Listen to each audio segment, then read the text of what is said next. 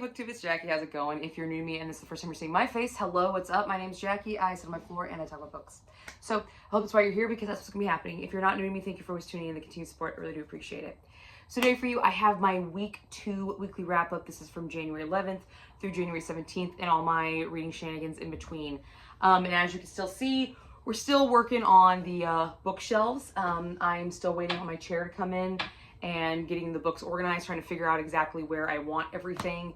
I had to clean out a closet to kind of move some other stuff into there. And so it's just a very time-consuming process, but it will get done. It will get done. It's getting done. But I like my new filming space. I like sitting here in my little corner bookshelf area. I think it's pretty dope. But it'll look really cool when I get actual books up here. But without further ado, if you'd like to find out what has been entertaining me this past week, grab yourself a drink, have yourself a seat, and let's get talking some books. Okay, so week 2 was January 11th through January 17th, and I completed 2 books that week. I know this is coming to you a little late. I'm fully aware of that. Sorry. But it was just the earliest I could get to film because I was super busy over the weekend doing things. Yeah, we're good with that. Doing stuff. Okay, so the first book I finished was Highland Surrender by Heather McCollum. It looks like this. So this is the final installment to the Sons of Sinclair series that I started a couple years ago. This was an audiobook done by Timothy Campbell, and it features a very, very loose interpretation of enemies to lovers and is a Scottish historical. Okay, so we follow Hannah Sinclair in this one. She is the sister of the Sinclair boys. Now, the original quartet follows the 4 brothers who are raised as the 4 horsemen of the apocalypse. Each one is featured as a different horseman, and so they're known as the 4 Sinclair horsemen. And she is the only daughter and only sister. However, she is going to be turning 30 years old, and she has no child. She's not married, because any dude that comes up to her, shows any interest, her brothers are like, hey, get fucked. You're not good enough for my sister. And they scare the crap out of them because they are the 4 horsemen of the apocalypse. Okay, they are. They're not really, but they are raised to be that. So in comes a Norwegian gentleman named Erik Halvorsen, and he has been tasked to bring the 4 horsemen to heel by the Dowager Queen, Sophie. Her daughter is married to King James, who the 4 horsemen follow. So this long bout round thing is that the 4 horsemen are extremely powerful. They've got bunches of clans that are underneath them. The Sinclair clan is kind of the head, and then all these other clans follow them. And they're afraid that they're going to kind of get too big for their britches and want to take over the world, or take over Scotland. So Eric has been tasked with his wolf warriors to bring them to heel and find their weakness. Well, their weakness is their one and only sister. However, Hannah, being almost 30 and not married, wants a child. All of her brothers are married with children on the way or have small children, and she wants to be a mother. Now, the youngest of the 4 horsemen, Boss, he was the horseman of death. He's actually younger than Hannah, and she actually helped raise him because his mother died giving birth to him. So she's already kind of had the ability to raise somebody, but she wants one of her own. And so she takes upon herself to say, fuck this shit. I'm going to do what I want. And she picks Erik Halvorsen, strategically picks him because he's coming there under the guise of a trader, wanting to trade goods with the horsemen and their people. And she's thinking, oh, if I lay with him and I get pregnant, he's going to leave. So therefore by the time my brothers find out that I'm pregnant, he'll already be gone and no one will know. And I can have my own baron. This is amazing. So she thinks she's going to enact this plan. But before she can enact this plan,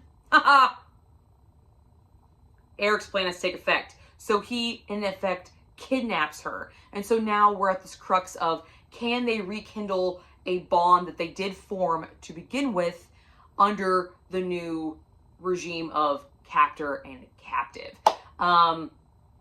So it's a fun one. It's a fun one. It was a good time. I had a good time with it. So let's go into what worked. First off, Hannah. I really, really liked Hannah. I like that she took things in her own hands. Granted, we're talking Scottish Highland. They're a woman who doesn't have a child of her own. Maybe not the most societally acceptable thing back then. She was taking a big risk, taking a huge fucking risk, but she had the backing of her family, and I don't think her family was going to turn on her, so she said, fuck it, let's go for it. I liked her. I liked her a lot because of this kind of go-getter attitude, this spunky attitude that she had. And she didn't take crap from her brothers.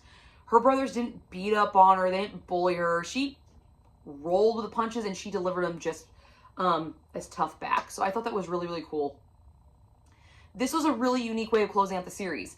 I thought the series was done with the brothers, but I like that Heather brought the sister and gave the sister kind of a happy ending, because there is another character in the story that is an aunt and never had any children of her own. She pretty much just helped raise the boys and Hannah together. And they kind of had this like parallel comparison, and Hannah didn't want to be her. So I thought, and that was laced through majority of the books. And I thought it was just really cool how she decided to close out the Sons of Sinclair series with the only daughter. I thought that was a very gutsy move to do, as well as the way she closed this series out. She incorporated all the previous characters, all the previous couples. She brought them all back into the fold. We got to see all their personalities again. We got to see all their kind of like what built their relationship with their counterpart. Again, while still giving Eric and Hannah their own story. She balanced that out really, really well. So I really enjoyed that aspect. She had that balance spot on, and I appreciate that, because ending a series is hard. Like, it is. And granted, these are interconnected standalones, so you didn't have to really read them in order, but you just get this sense of completion when you read them in order because of some of the Easter eggs that she lays within the stories. So I definitely had a very good time with this series end. It was a pleasant way to end it. And there was some really sweet moments between Eric and Hannah. I really enjoyed just those two together. I thought they were sweet. Yeah, do we have the captor-captive thing going on? Absolutely. Do we have kind of the enemies to lovers sort of thing going on? Yes. Do we have maybe a bit of Stockholm? Yes. But she wasn't gone long enough, I think, to really activate Stockholm. But it is kind of brought to the forefront a little bit, saying like, oh, you're only doing this because you were kidnapped. So that was brought to the forefront. And just kind of their defense of each other during these moments. Even though they were on opposite sides, kind of their defense of their character, their choices.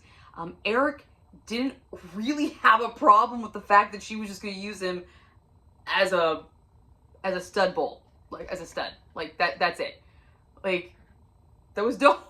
Like, good on you, Eric. Good on you. I mean, he was like, yeah, I want to raise my own child, but I kind of see where you're coming from. I sort of get it. Yeah, I thought that was kind of unique. And their first time experience was really cool. Yeah, we do feature a first time in this, and it's an adult, mature woman first time. So there's none of this panty, breathy, oh, it hurts. No, she takes like a fucking champ. She takes like a champ, and it's outside, and it's great. And I appreciated that. I thought that was great. Had a good time with those. As much as that what worked and has a sweet and, kind of overall nice ending to a series that this book was, there were some things that didn't work. One of it was the obvious trajectory. Literally from like the first part of the book, you can figure out exactly how the book goes. Mostly because all of the books in the series kind of follow the same pattern. So this one is Highland Surrender. That's the name of this one. So based off of the other books, one of the parties is going to have to surrender to the other. Just like all the other ones, they had to overcome their kind of main personality attribute. And you learn very quickly that Eric doesn't surrender to anybody. Well, we all know what you're going to fucking do, dude. We all know. That's just kind of Heather McCollum's writing style with this series. I've never read any of her other series. This is the first series I've had of hers, and I just kind of stuck with it. So maybe that's just kind of her thing, her shtick, or it's just for this series. I'm not quite for sure, but the obvious trajectory I wanted something a little bit different. It was the end of the series. Come on, do something a little different. Smidge different. And there were these two side characters. They're two little girls. They are Gideon's daughters, adoptive daughters. Gideon is the horseman of scales. He has the scales. So the horseman of justice. I don't think that's his actual name, but he's that one. He's the third one. Because you have plague, war, I think it's justice, scales. It's Gideon. Anyway, it's Gideon's kids. They're adopted. They were fucking annoying. They were annoying. They didn't need to be there.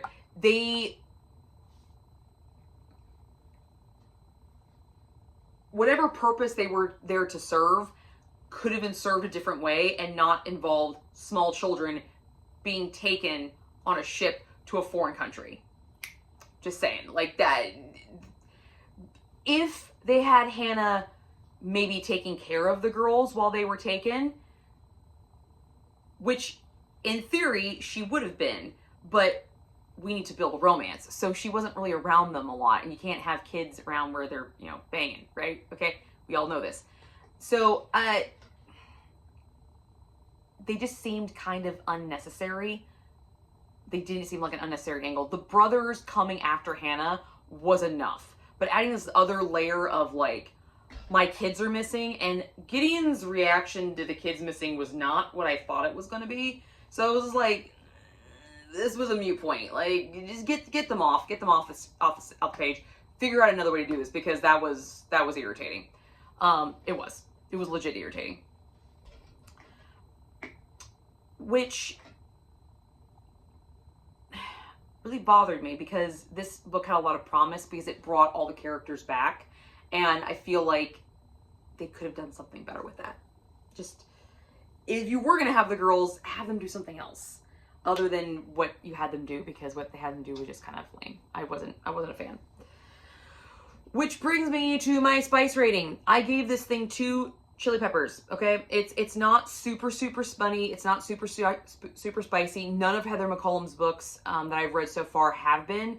There have been some really hot moments, but I wouldn't call them straight spice. There is a little bit more plot to spice in these books, but they were very sweet and endearing scenes. Like I said, that first time scene, that was awesome. It was by a lake. It was outside. It was sweet. She seduced him. That was nice. I really enjoyed that, kind of carrying along with Hannah, taking control and taking her own power back and everything like that, saying like, no, I want to do this. Maybe with a little bit of lying by omission. That wasn't fun, but we had to get the story rolling somehow, okay?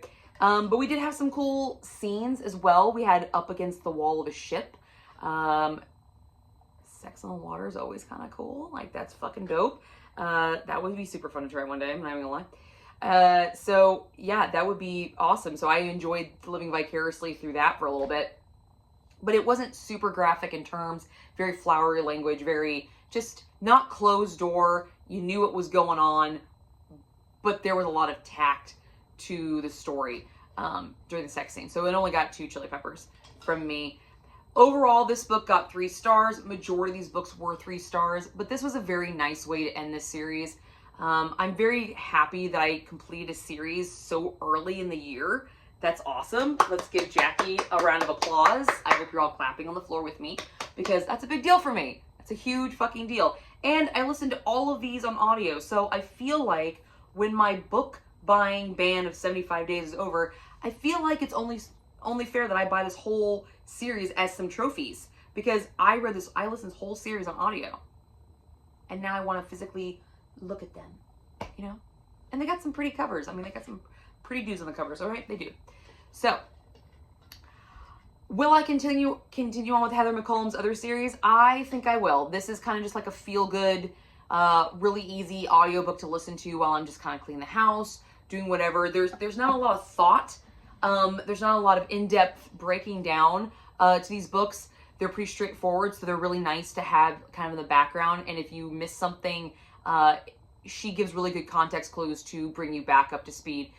So I definitely had a good experience with this series, so I definitely plan on picking up another series by her.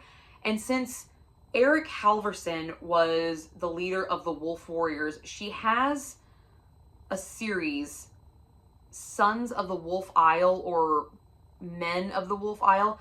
I'm wondering, I need to do some research. Don't hold me to this, but I'm wondering if there's a tie-in there, or if she has a series tied in to the Wolf Warriors. I'm not quite for sure, but we'll find out. But you'll definitely see some more Heather McCollum on this channel. I had a really good time with this series, and it was a nice first series to end in the beginning of 2026. So, yeah. Highland Surrender, the conclusion to the Sons of Sinclair series. It was a fun time. It was a fun ride. Now, for the next book that I completed this week, dude, oh my god, this was out the gate. Did not see this coming at all. This is Song of the Hell Witch by Taylor Hartley.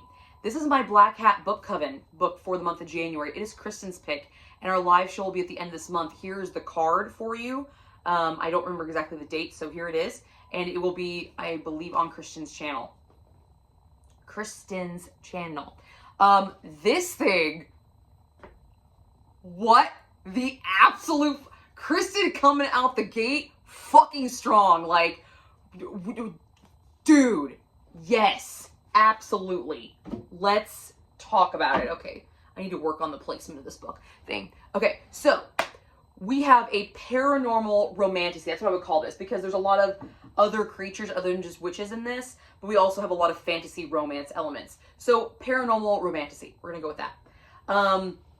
We also feature a second chance, single dad, and as a trigger, there is a lot of misogynistic politics and a lot of misogynistic language in this story. So please be aware, if you are triggered by any of that kind of crap, you're gonna get some emotions invoked in this, good and bad. So in this book, we follow Prudence Merriweather. I'm not a fan of the names, okay? Not a fan of the names.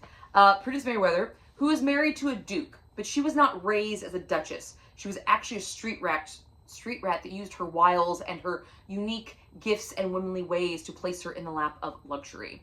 And we also follow Puck Reed. Puck Reed is a street rat turned thief lord. I can't read my own fucking notes. Turned thief lord with an ailing daughter that he would do anything and work with anyone to protect, okay? And her name is Beatrice. We call her B. Prudence and her husband are attacked, and during this attack, he's killed. Prudence flees, okay? She runs, and she runs straight to Puck because, in her own words, I had nowhere else to go. Because, mind you, she's a street rat who pretty much, like, climbed the ladder using her feminine wiles to get here. And Puck and her had a thing about 12 years ago, okay? And she knows that he's the type of guy that will help her. However, this night turns out to be the start of a very, very action-packed, constant moving adventure where Prudence and Puck are thrown together fighting for both of their lives and for the life of Beatrice, who we learn is probably closer to Puck's old flame, more resembling her than her biological mother when it comes to attributes and traits that she possesses. So that's kind of where our story really kicks off, is this fateful night where they reconvene because she had nowhere else to go, and Beatrice falls very, very ill. So what worked? Off the bat, the concept. So we have this underlying concept that all women have this song kind of singing in their blood, okay? Every woman has this trait within them, but it only manifests in a few. And when it does manifest, it manifests as a result of some sort of trauma. And whatever trauma that is, dictates how this song manifests. So we have succubuses, we have vampiresses, we have Prue, who's a vulturess. She kind of looks like a vulture. We have snakes. We have all different types of these witches that have manifested because they have heard their songs. We have banshees. All these different cast of creatures that are in every woman, but only certain women can manifest it because they've listened to the song in their blood. And I fucking love this. I love that this is a base concept for the story. This is freaking amazing. It's just, I feel like there is a lot of symbolism in this book, believe it or not. I do believe that this author wrote this book with some symbolism and some messages embedded into it. And I definitely see a lot of it, at least I think I do. And I just thought it was great. I thought that was awesome. I was just like, this is the coolest concept ever. Like, I have a song singing in my blood. I'm just waiting for it to explode. I'm waiting to embrace it. So whatever that song is. I love this concept. I thought it was a very original idea. I just dove on this. Like, it was just like, yes, give me this. I want more of this. I want to know how this magic works. I want to know why certain traumas trigger it. Do they always have to be negative traumas? Can they be positive traumas? Are there positive versions of this versus the negative? Or is it always kind of a negative thing? Or is that just the patriarchy of the society, you know, forcing that kind of opinion on everybody so we feel like we have this negative connotation to these characters? I loved it. I loved this idea. Spot on. Great start to that fucking book. I also really enjoyed the weaving of the history into this fantastical world. So I don't really actually get a specific time frame because this is a made-up world. Okay, it is. But it feels very, very familiar. Very familiar. If I had to take a guess, early 1900s. Kind of that feel, because there is a suffragette movement going. Okay? There's a suffragette movement going. They want the right to vote because they worked in the shops when all the men went off to war and burnt the draft cards and all this other stuff. Yes. Do we see history? So we have actual historical things being weaved with this fantastical place. I thought she did this fucking stellar because it was so seamless. All of a sudden, it would just drop this. I'm like, wait a minute, I'm sorry, that actually really happened. What? Wait, what? Shut up. Wait. And now we have a witch over here who's flying. Very reminiscent of Alexi Harrow. I fucking love this. Once and Future Witches did this, and she did it spot on. Taylor Hartley came right up behind her and just didn't one-up her, but she definitely is chasing her coattails, for sure.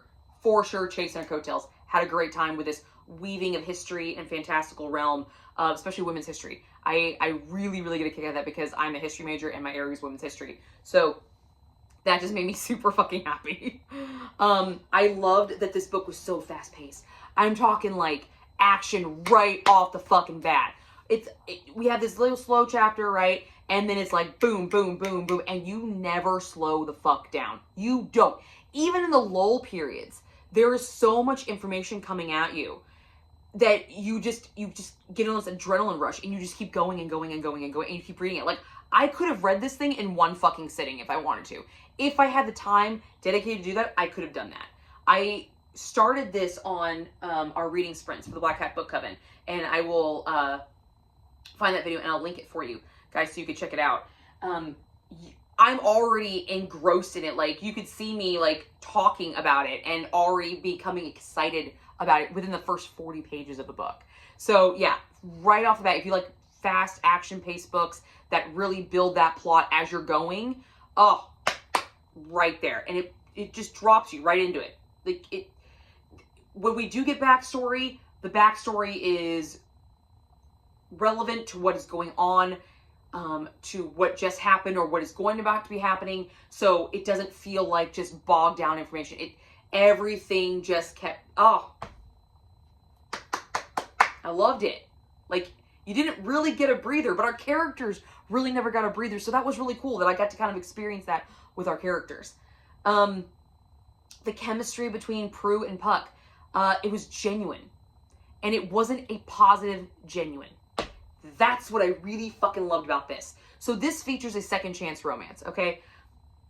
Before I get into this, I do want to state that this is more story than romance. Like, this is, yes, there's romantasy, for sure, but it is not 100% about the romance.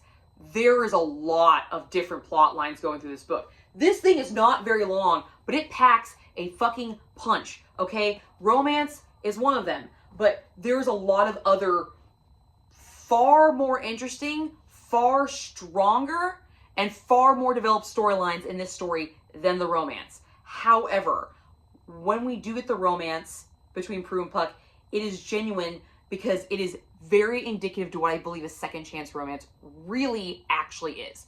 So, second chance romances imply there was a romance prior to it, and then something happened to break the two parties apart, and now we're coming back. That's the synopsis of a second chance romance. Pretty common, very common sense. However, the fact that she did not make it automatic, the feelings just came right back. They just bubbled right back. All the positive. No, it was negative.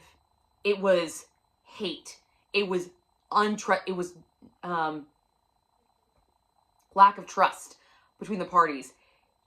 There was a matter that needed to be forgiven. There was an apology that needed to be made. There was recompense that needed to be made. And this second chance romance did not fucking start emotionally until that was satisfied. And even then, I don't even think it's 100% satisfied right now.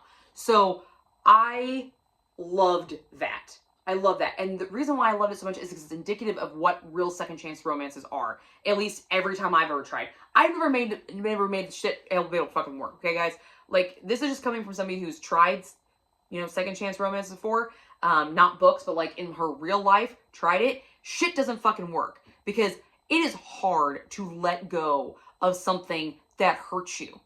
Okay? It is hard. Is it possible? Yes. Yes, it is.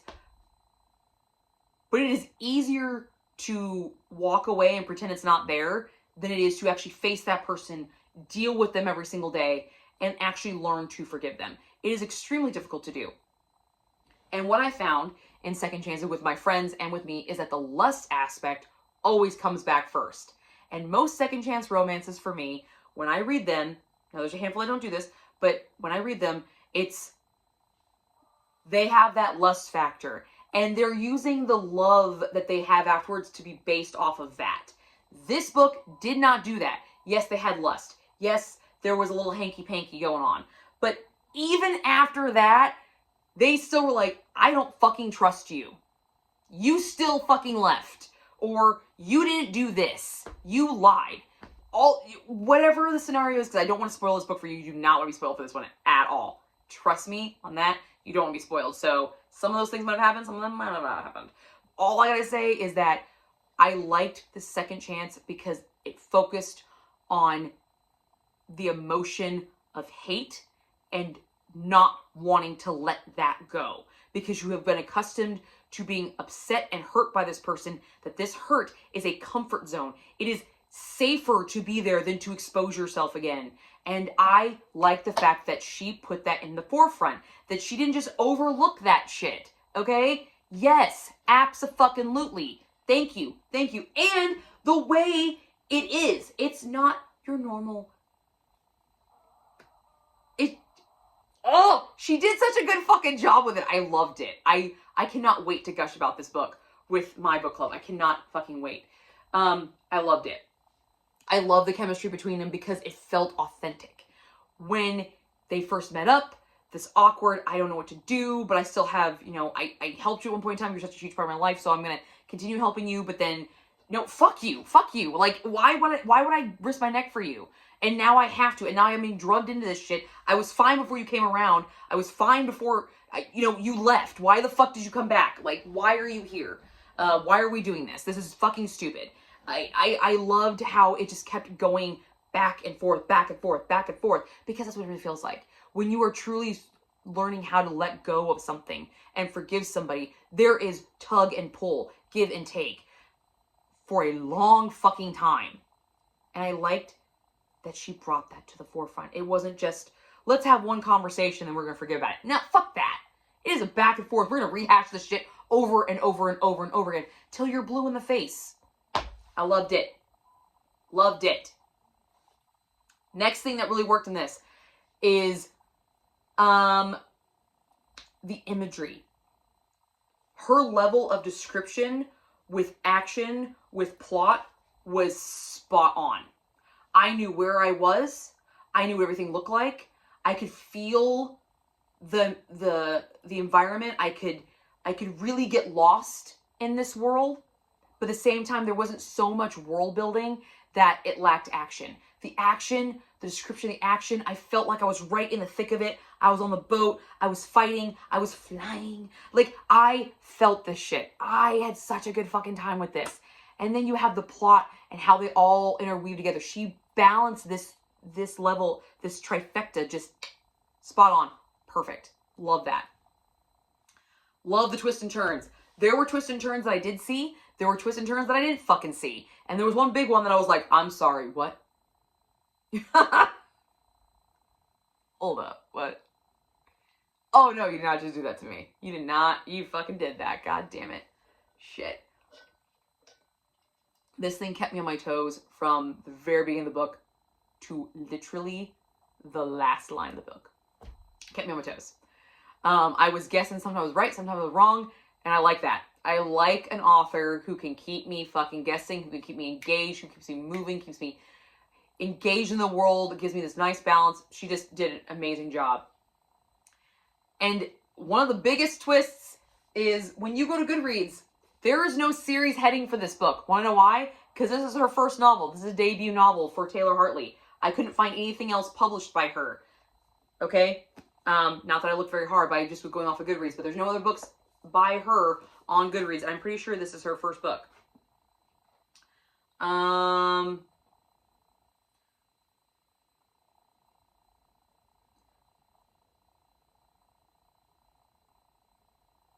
Oh, no. Okay, this is not her first book, but it is her favorite one. So maybe that's the reason why this is the only one I can find. But she's been writing for a long, long time. So there we go. I really thought this was a debut. I really did. Anyway, nonetheless, I didn't realize that this is a series. This is good. This has to be a series because this has got to be a cliffhanger. The way this book ends, this is a fucking cliffhanger. Because if it's not a fucking cliffhanger, what? Like, seriously. I need the second book right now. Like, I need it. I need it. Okay? This thing was released, just in 2025, so it's still fairly new release. And I need the second one already. But I didn't know this. I thought this was a standalone. I went into this thinking this was a standalone. I have never been so happy to be wrong. That was awesome. Because I didn't want it to end. I was like, I did not want this book to end. And I don't think it's going to. I'm so excited. There's so many ways you can go. There's so many things. There's romance. There's plot. There's the action. There's so many roads that she can take for the next book. Like, we could get a straight romance. We could get straight action. We could get straight, historical. We could get straight, all these different things. Or she could just amalgamation of all of them. I just thought it was great. Loved it. Loved it. And the reason why is because I did not see these Easter eggs as future books to further develop. These one-line drops, okay? She had a lot of these one-line drops that I thought was kind of, like, odd at first. I was like, what the fuck is she doing with these? Like, they make sense. They're just shocking enough to make you stop and kind of like, huh? What? All right. Until I got to the very end of the book and I realized there was a cliffhanger and I'm like, oh my God. She did the drop story. Shut up. Because when you look at all these one lines, they are crucial enough piece of information that there is a lot that there's a backstory to it. And it's not a tiny backstory. There's more to it. There's layers to it. And I was like, bitch did not do this to me. Yes! I love this. This is awesome. Yay! So, love that. Had so much fun with it. As much as I love this book, I did. I loved this book. I had a great time with this one. Kristen knocked this out of the park. There was a few things that did find a little wrong. Sorry. Remember? Still picky. There was an obvious trajectory with Puck. His storyline, his arc. There's a moment where something happens to him, and instinctively, I knew what happened. I didn't want it to happen, but I knew. And it was a big moment that I kind of wish she would have hidden just a little bit differently. I kind of wish she would have hidden it just a smidge differently. And I know where she messed up, because I know where I figured it out. There was a specific line that was said around it. I'm like, oh, you did not just do this. But then it took towards the end of the book for it to fucking happen. So it could have been a drop moment. And she chose to keep it within this book. So it didn't have that same kind of that wow factor that I think she was going for. It was the only time in this book that this happened. Only fucking time. However, that scene was still awesome. It was still amazingly written. It was a great scene. It's just, I knew it was coming. And it kind of lost a little bit of luster because I hadn't had that definitive, yeah, this is happening, with anything else in the book. I knew I had possible speculations, and then I was happy to be right. This one was one of those, like, this is exactly what you're fucking doing. And if she hadn't have done it, that would have been a shocker. And that would have been like, oh. But she didn't. And I called it. And that just kind of like, So I liked the chemistry between Puck and Prue. I did. However, I liked that majority of this book was this back and forth of forgiveness, of, you know, can I trust you, can I not? Like, I enjoyed that tug and pull. I really enjoyed that tension it was building. And I almost wish that we didn't see the development of the romance. I kind of almost wish it would have been pushed off. Like, we would have never gotten it, because she was doing so good with this tension backwards and pulling. And then with everything that's happening at the end of the story, I'm just like, no. Wait for that shit, man. Wait for it. Wait for it. She gave it to me too soon. It was the one time I'm like, yeah, I didn't need that right now. I needed you to hold it back. I needed you to refrain just a little bit more, because you were doing so good. This is where I needed you to be patient with me and just coax me in, but you got kind of in a rush. You gave it to me. And I almost wish she wouldn't have. Because she did such a stellar job on the portion of this tug and pull. Like, she fucking hit that right out of the fucking ballpark, guys. Swear to God. And it kind of almost taints that romance. You're just like, man, no. The romance isn't worthy of that struggle. She gave so much struggle, and it was so good, it was so potent that romance that we got was not worthy of it. It just wasn't. And that was depressing. And the last thing that didn't really work, but it makes sense for the story. It makes sense. So we're in a world where women have no fucking rights. All right. They are basically cattle. Okay. And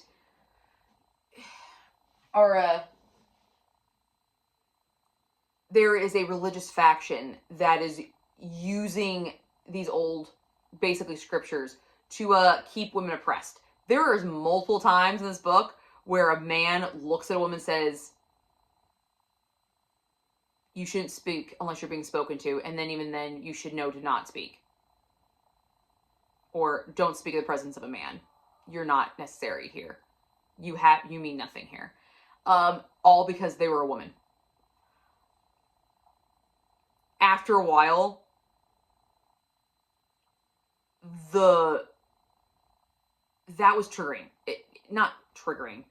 It can be, but it does evoke some emotions. It does. However, what she does in this book, because of this overarching patriarchy kind of world she created, our hell witches are angry.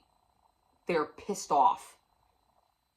They want their day in the sun or a day in court. They're being burned at the stake. They are being sacrificed. They're being hunted down.